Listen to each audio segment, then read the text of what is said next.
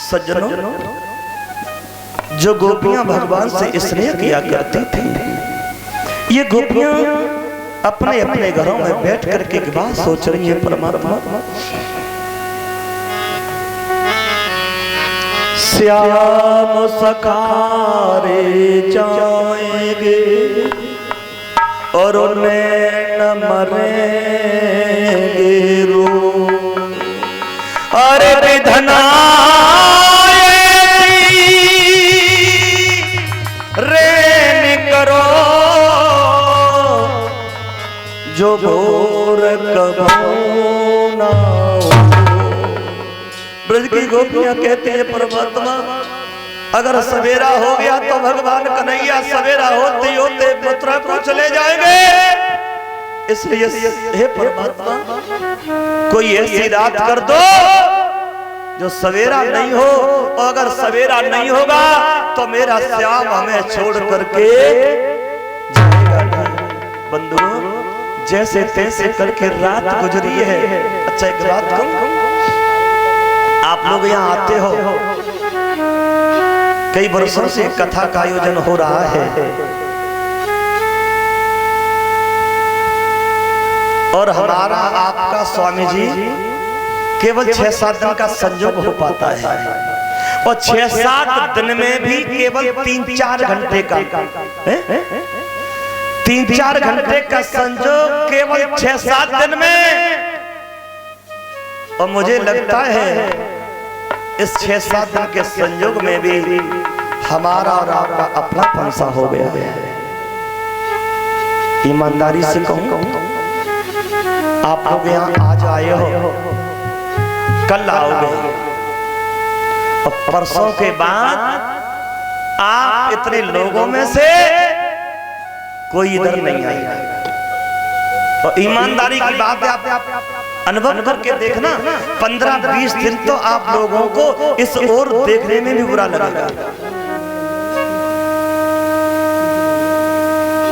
जिस कन्हैया की कथा को सुनकर के, केवल कथा को सुनकर के अगर ऐसी दशा हो सकती है 6-7 दिन में, तो आप कल्पना कीजिए जो कन्हैया स्वयं अपने शरीर को लेकर के 11 वर्ष 56 दिन तक जिनके मध्य में रहा होगा,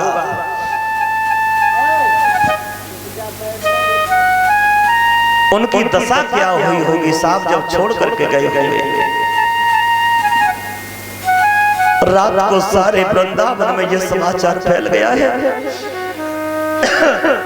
रात गुजरी है, सवेरा हुआ, और जैसे सवेरा हुआ भगवान कन्हैया अपने नित्य क्रियाओं से निवृत्त होकर के चाचा अक्रूर के रथ पर सवार हो गए। माताओं, जैसे मैया यशोदा ने कन्हैया को जाते देखा है, आज बूढ़ी माता कन्हैया के पास आ गई। आप विचार करना, और जैसे ही उस बूढ़ी माता ने कन्हैया को जाते देखा, कन्हैया के पास आ गई, बोले लाला आप मुझे छोड़ करके जा रहे हो? लाला आप मुझे छोड़ करके जा रहे हो? अरे मैं तो ये समझती थी जैसे हर मैया का लाल अपनी मैया के पास रहता है, मेरा कन्हैया भी मेरे साथ रहेगा। मुझे नहीं मालूम था कि तू हमें छोड़ करके चला जाएगा। लाला जब तू बहुत छोटा था ना, तब मैंने एक पंडित जी को तेरा हाथ दिखाया था, और उन पंडित जी ने ये कहा था, मैया तेरा लाला बड़ा होकर के राजा बनेगा, लेकिन जब तेरा लाला राजा बनेगा तब तुझसे दूर हो जाएगा। लाला मुझे विश्वास है कि तू राजा जरूर बनेगा, और वो समय आ गया है। लाला राजा को दास दासियों की जरूरत होती है। अगर किसी कोने में दासी की जगह खाली हो तो मुझे रख लेना, हम तेरी सेवा करते रहेंगे। और जैसे मैया की ये बच्चे सुने, कन्हैया बोले मैया आप क्या कहती हो, मैं दासी बना करके रखूं तुम्हें? अरे मैया मैं अपने शरीर की चमड़ी उतरवा करके और तेरे पैरों को जूती बनवा दूं, फिर भी तेरे कलेजे से मैं उड़ नहीं हो सकता। बंधु, भगवान कन्हैया की आंखों में आंसू भर आए। भगवान बोले मैया मुझे कर्तव्य के मार्ग पे आगे जाना है, वैसे मैं परसों आ जाऊंगा, बात बताते हैं मैया को भगवान मैया। वैसे हकीकत तो यह है कि इस संसार में कोई किसी का साथ देता ही नहीं है। आप लोग जानते हो जैसे शाम होते होते किसी वृक्ष पर अनेकों पक्षी बैठ जाते हैं आकर के, क्यों? एक रात गुजारने के लिए। और रात जब गुजारते हैं ना तो हर पक्षी एक दूसरे से बात करता है, एक दूसरे से सलाह लेता है, एक दूसरे का हाल व्यवहार जानता है। लेकिन कब तक? जब तक रात रहती है। और जैसे सवेरा होता है हर पक्षी अपनी अपनी दिशा में उड़ के चला जाता है। कोई पक्षी एक दूसरे का कभी साथ नहीं देता। और मैया ध्यान से सुनना, इसी तरीका से ये संसार रूपी वृक्ष है और संसार रूपी वृक्ष पर हम आप जैसे अनेकों पक्षी बैठे हैं एक रात गुजारने के लिए, यानी एक जीवन गुजारने के लिए। और रात में एक दूसरे का हाल व्यवहार जान रहे हैं। कोई किसी की माँ है, कोई किसी का भाई है तो बहन है, पिता पत्नी पुत्र, अनेकों संबंध बन जाते हैं। काय के लिए? एक रात यानी एक जिंदगी गुजारने के लिए। लेकिन जैसे रात गुजरती है अर्थात सवेरा होता है, यानी जैसे व्यक्ति की मौत होती है बंधु, फिर उस यात्रा को व्यक्ति को अकेले कंप्लीट करना पड़ता है। उस यात्रा में कोई किसी का साथ नहीं देता। और भगवान समझाए कि मैया से बोले मैया रोबे माते मात धीर और धारो रोबे मत एक डाल 10 पक्षी बैठे सब ही करत गुजारो मेरी मैया। एक डाल 10 पक्षी बैठे सब ही करत गुजारो। अरे भोर भई रब किरण पसारी, भोर भई रब किरण पसारी और सब ही करत किनारो रोवे मत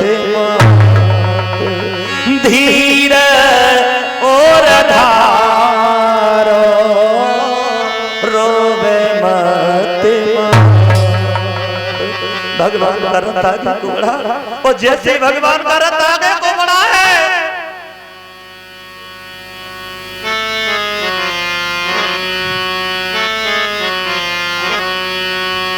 मन है व्याकुल नयन सजल है कैसी कठिन विदाई हो।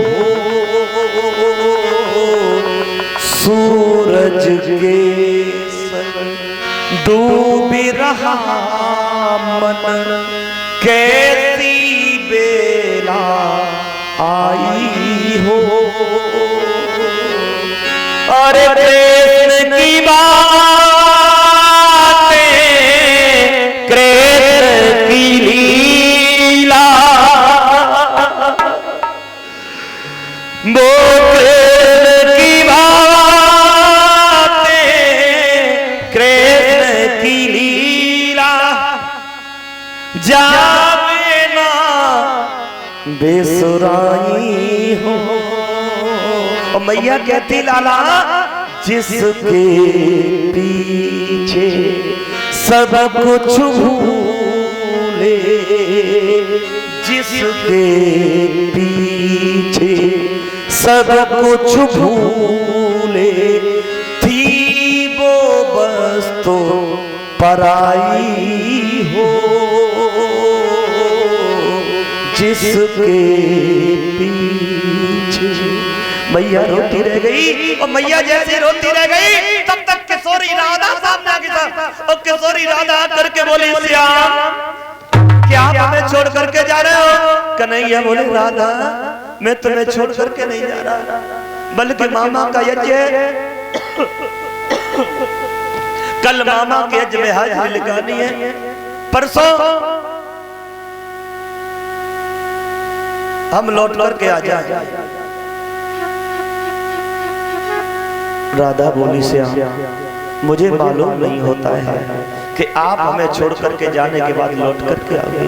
ये ब्रज के लोग कहते थे राधा सब कुछ करना, लेकिन कन्हैया जिद नहीं करना। ये कन्हैया बड़ा छलिया है, एक न एक दिन तुझे छोड़ करके चला जाएगा। लेकिन मैं कह देती थी ब्रजवासियों, कन्हैया सबको छोड़ करके जा सकता है, लेकिन अपनी राधा को नहीं छोड़ेगा। लेकिन श्याम आज आप हमें छोड़ करके जा रहे हो। कन्हैया बोले राधा कल या जय परसों आ जाए। किशोरी राधा को बलराम जी ने समझाया, और आप गौर करिए साहब, था प्रभु वियोग का घोर शोक अपने पर और बिराने पर, बिजली चमकी वृंदावन पे, बादल यमड़े बरसाने पर, क्या पुत्र प्रेम की अग्नि है ये यशोदा से मिलके पूछो। अरे प्रेमी की गत क्या होती है ये राधा के दिल से पूछो। भैया पुत्र की ममता माँ को क्या होती है माँ जानती है, यशोदा जी से ज्यादा कोई नहीं जान सकता। और जिस वक्त प्रेमी का प्रियतम प्रेमी से बिछो होता है, श्री राधा से पूछिए साहब। अब भगवान का रथ आगे को बढ़ गया, और जैसे रथ आगे को बढ़ा, कृष्ण का जिस गमन और मथुरा की तरफ होने लगा, पृथ्वी का सीना फट गया और आसमान रोने लगा। गम गम भरी ये बात है, हर एक गम गम सहने लगा, और रो के सारा नगर फिर इस तरह कहने लगा। एक दिन मिलके बिछड़ जाए, एक दिन मिलके बिछड़ जाए, एक दिन किसने बनाई ये प्रीत रे, प्रीत रे। एक दिन मिलके बिछड़ जाए, एक दिन मिलके बिछड़ जाए, एक दिन किसने बनाई ये प्रीत रे। अपने पराए हो जाए एक दिन, अपने पराए हो जाए एक दिन, कैसी ये दुनिया की एक दिन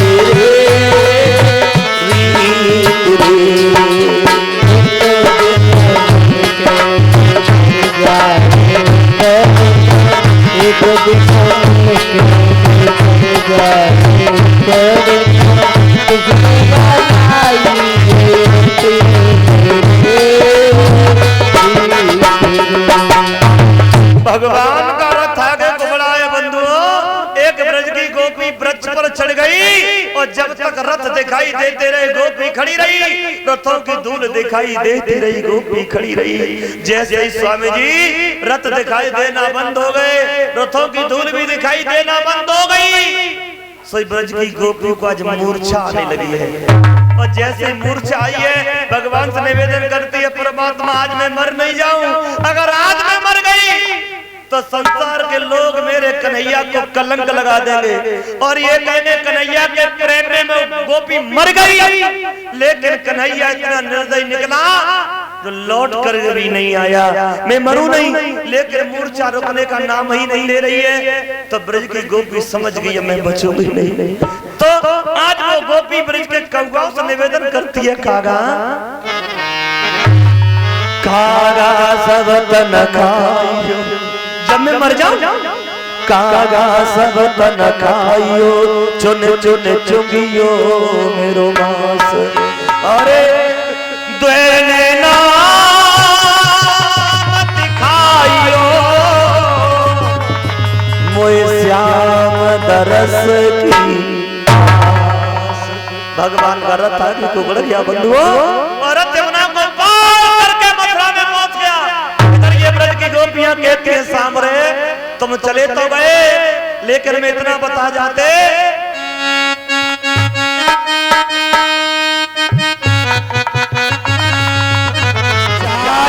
कब आएगा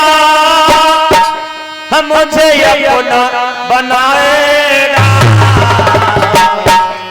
मेरे आंसू पोंछ कर मुझे गले लगाएगा, मेरे आंसू पोंछ कर मुझे गले लगाएगा।